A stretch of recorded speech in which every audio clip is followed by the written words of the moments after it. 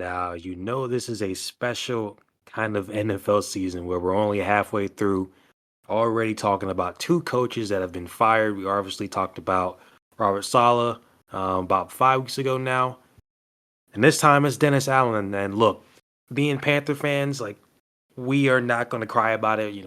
I'm not going to make too much light of it. The man did lose his job, but it is insane to kind of see that losing to the Panthers was basically the nail in the coffin for Dennis Allen and the Saints.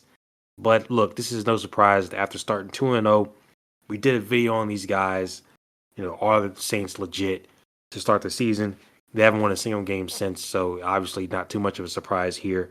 And frankly, I think a lot of Saints fans right now, they're probably rejoicing. Yeah, I think I mentioned it a few videos ago. We talked about LSU. Maybe we covered the Saints in their loss to the Buccaneers briefly. But my dad is a Louisiana resident. He lives about 20 minutes outside of New Orleans. Big Saints fan. Has been a Saints fan for all of my life at least. Probably most of his. Um, every week after week 3, after week 2, he was like, "When are we going to fire Dennis Allen? When are we going to fire Dennis Allen?" And finally, here it is. I called him a little bit after the game ended this Sunday, and he answered the phone. I said, "What's going on?" And he said, "I'd be a lot better if my team won." Obviously, as a Panthers fan, I was like, "Don't matter to me." That's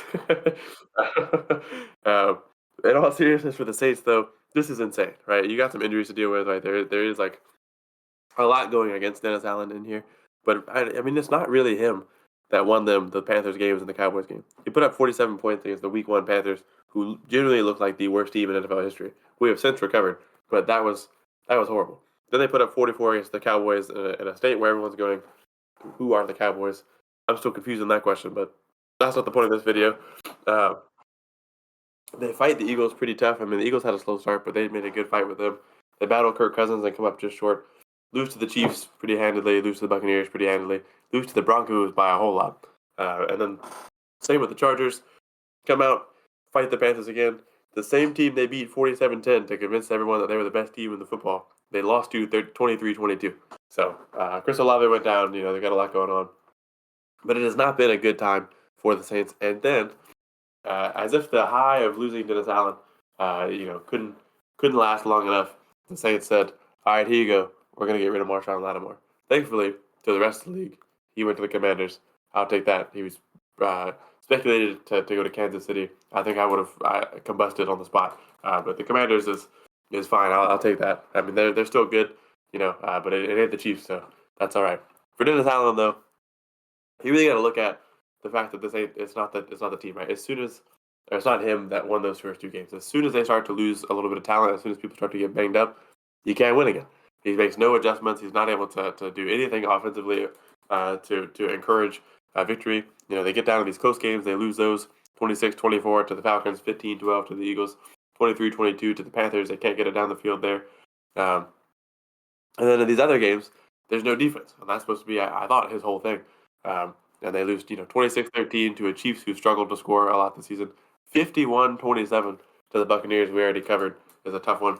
And then the Broncos put up a bunch on us too, but they put up 33-10 on the Saints, and then the Chargers turn around again and put 26-8 on them. I mean, it's just hard to look at this schedule and to watch some of these games and think, like, are these even the same people as Week 1 and 2? And somewhat, that answer is no, because of all the injuries. But on the other hand, you got some of the same core guys. Spencer Rattler comes in and isn't able to really get it together. Derek Carr comes back in, tells the Saints fans right before the game, "I am no savior." Well, true. He lost. He lost to the Panthers. And so I'll pass it to you here to let you get some thoughts off before we go back and forth on the fate of our division rival here. But this is the second time that Derek Carr's arrival to a team would send Dennis Allen to the unemployment office. So this is a tough one for Dennis Allen. I think Saints fans are going to rejoice. I think Saints players may also rejoice. They've got a lot going on over there in that locker room with some extra stuff too. But I feel like, this is probably going to be a rough rest of the season for the Saints. But this is the right move. This puts yourself in a position to try to upgrade and move forward. And you know what? I complain a lot about the Panthers dropping coaches like flies. I'll give it to the Saints. They gave him 2.5 seasons to develop. It didn't work out. They decided now's the time to move. You can't really fault them for that. It is funny to be a fan of a team that gets coaches fired for being lost to, but whatever. Antonio Pierce is still there, so we ain't that bad. Yeah, and honestly, at this point, being a Panther fan, I take whatever kind of dubs we can when we can get them, because they're not coming. They're not really coming too much as of late, really, as of the last 5, 6 years. But honestly, this really kind of goes back to I think even last season. It was an improvement from his first year there in 22. They went 7-10. Life after Drew Brees, of course, and I think that was the year Jameis got injured. But 2023, they went 9-8, missed the playoffs again. But notably, at the end of the season, Jameis has that moment where he's like, we made a decision as a team to run up the score, basically get our guy a touchdown at the end. And I figured a lot of people, myself included, probably figured, Dennis Allen might have been going after that. Your team basically openly mutinied against you. Um, Even if it's a situation like that where they want to score, is like your coach sent you out there to, kneel it down, and you decide, nah, we're not going to do that. A lot of people probably thought he should have been going then. But this is a guy that's been with the Saints for a long time. Had a little break there in the middle with being the Broncos D coordinator for a year, and then being the head coach for the Raiders, like you mentioned. Obviously, Derek Carr, I didn't realize it till I saw earlier when I was doing research for it. Uh, he was the quarterback, that last year when he got fired, and that was the year he got drafted, and the Raiders were a mess anyway. Dennis Allen obviously had a bad record already anyway, so I'm not gonna like put that on Derek Carr, but it's just kind of funny in retrospect to think that twice now he's been the QB when Dennis Allen's been fired. But like I said, I think this has been brewing for a while. And look, starting 2-0, as good as they, played in those first two games against inferior opponents, starting 2-0 isn't the biggest deal in the world because it's just two games. Now, if they started like 8-0 and then imploded the rest of the season, I'd get it.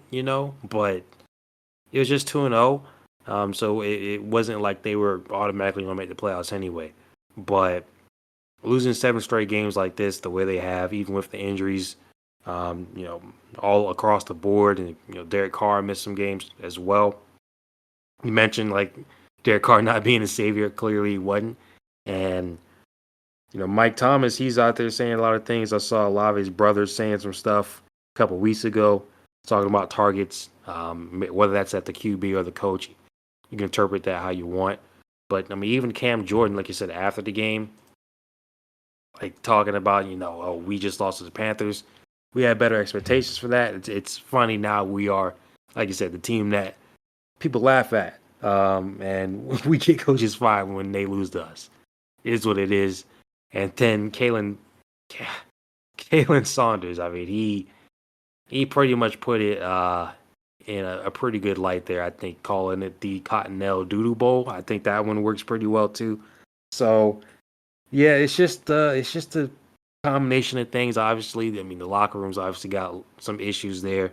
If guys are coming out saying stuff like that, you know, just after a loss, and I understand it's the 7th in a row, but I think it was pretty clear this is probably going to be the right move.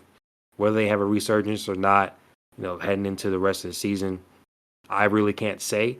Even with the injuries and everything, I mean, it's not like they're getting completely destroyed in these games. Obviously the Broncos game, Chargers game, those are rough. The Bucks game, they didn't have any defense there. They at least scored, but even against the Panthers, I mean, not super impressive. So it's probably gonna be a rough game against the Falcons this week as well. But at least for a couple games after that, they might have a little bit of a reprieve.